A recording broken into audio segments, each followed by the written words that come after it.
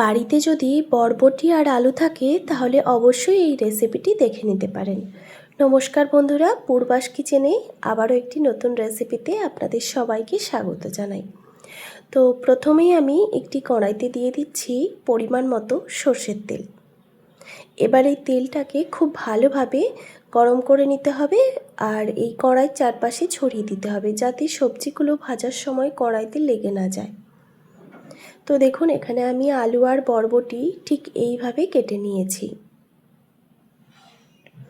একটু বড় সাইজে বরবটিগুলোকে কেটে নিয়েছি আর আলুগুলোকেও এরকম লম্বা লম্বা করে একটু মোটা সাইজে কেটে নিয়েছি। এবার আলু আর বরবটি একসঙ্গে ভেজে নেব। এখানে আমি দিয়ে দিলাম স্বাদ মতো নুন। এবার গ্যাসের ফ্লেমটা লো টু মিডিয়ামে রেখে আলু আর বরবটি একসঙ্গে ভেজে নিতে হবে। খুবই সাধারণ একটি রেসিপি আর ঘরোয়াভাবেই আমি এই রেসিপিটা আপনাদের বানিয়ে দেখাচ্ছি। তো দেখুন, খুব ভালোভাবে নাড়াচাড়া করে দেওয়ার পর একটি ঢাকনা দিয়ে ঢেকে রেখে দিচ্ছি কিছুক্ষণের জন্য, যাতে আলু আর বরবটি সুন্দরভাবে সেদ্ধ হয়ে যায়। তো কিছুক্ষণ পর আমি ঢাকাটা আবারও সরিয়ে নিলাম। তো মাঝে আমি একবার দুবার একটু নাড়াচাড়া করে দিয়েছিলাম। তো দেখুন, আলু আর বরবটি ভাজা হয়ে গেছে, এর থেকে আর বেশি ভাজবো না। এবার এখানে আমি দিয়ে দিচ্ছি পেঁয়াজ কুচি। এর মধ্যেই আমি পেঁয়াজ কুচিটা দিয়ে দিলাম। এবার একসঙ্গে ভেজে নেব আলু আর বরবটি, পেঁয়াজ একসঙ্গেই ভেজে নিতে হবে। গ্যাসের ফ্লেমটা এখন আমি মিডিয়ামে রেখেছি।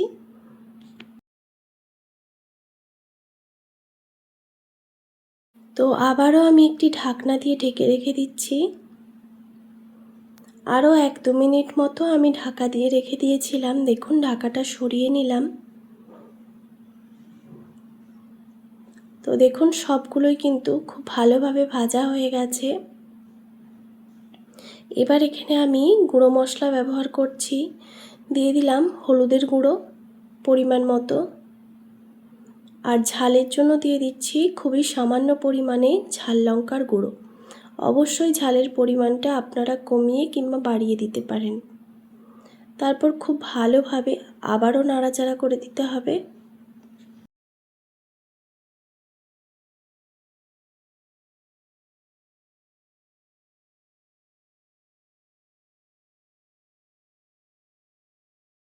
খুব ভালোভাবে নাড়াচাড়া করে দেওয়ার পর এখানে এবার আমি একটা মশলা ব্যবহার করব খুবই সামান্য পরিমাণে। দেখুন, 1 টেবিল চামচ পরিমাণে দিয়ে দিচ্ছি সর্ষে পোস্ত বাটা। 1 টেবিল চামচও না, তার থেকেও খুবই অল্প। আর বাটি ধোয়ার সামান্য একটু জলও দিয়ে দিলাম। তারপর খুব ভালোভাবে সব কিছুকে নেড়েচেড়ে মিশিয়ে নিতে হবে। খুব ভালোভাবে মেশানো হয়ে গেলে এখানে আমি দিয়ে দিচ্ছি পরিমাণ মতো জল। দেখুন, বেশ অনেকটা পরিমাণেই জল দিলাম যাতে আলু আর বরবটি সুন্দরভাবে সুসেদ্ধ হয়ে যায়। জলটা দেওয়ার পর খুব ভালোভাবে নাড়াচাড়া করে দিয়ে আবারও একটি ঢাকনা দিয়ে ঢেকে রেখে দিচ্ছি গ্যাসের ফ্লেমটা হাই রেখে। তো দেখুন, কিছুক্ষণ পর আমি ঢাকাটা সরিয়ে নিলাম। জলটা ফুটে এসেছে, তো আবারও একটু নাড়াচাড়া করে দিচ্ছি। তো দেখুন, আলুগুলো কিন্তু সুন্দরভাবে সুসেদ্ধ হয়ে গেছে। এবার আমি এই সবজিটাকে একটি পাত্রে নামিয়ে রাখছি।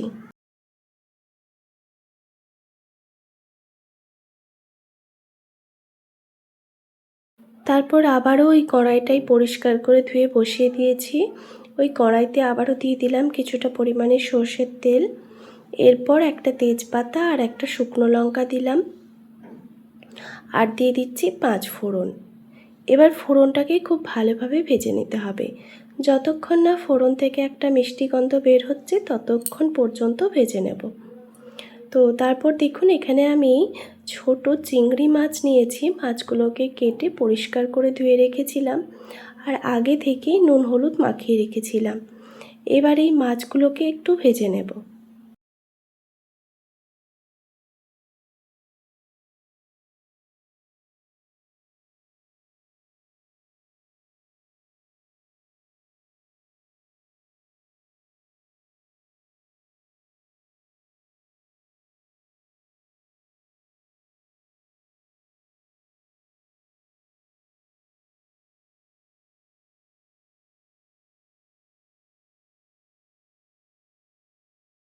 গ্যাসের ফ্লেমটা লো টু মিডিয়ামে রেখে আমি মাছগুলোকে দেখুন খুব ভালোভাবে ভেজে নিয়েছি। এর থেকে আর বেশি ভাজবো না, কারণ এর থেকে বেশি ভাজলে মাছগুলো রাবারের মতো শক্ত হয়ে যেতে পারে। তো দেখুন মাছগুলো ভেজে নেওয়ার পর এখানে আমি যে সবজিটা সেদ্ধ করে রেখেছিলাম সেটা দিয়ে দিলাম। তারপর খুব ভালোভাবে নাড়াচাড়া করে দিতে হবে।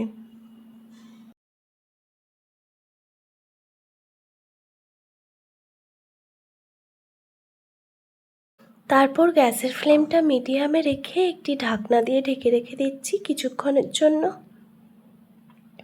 কিছুক্ষণ পর আমি ঢাকাটা সরিয়ে নিলাম। তো দেখুন আমাদের রেসিপি কিন্তু একদম রেডি।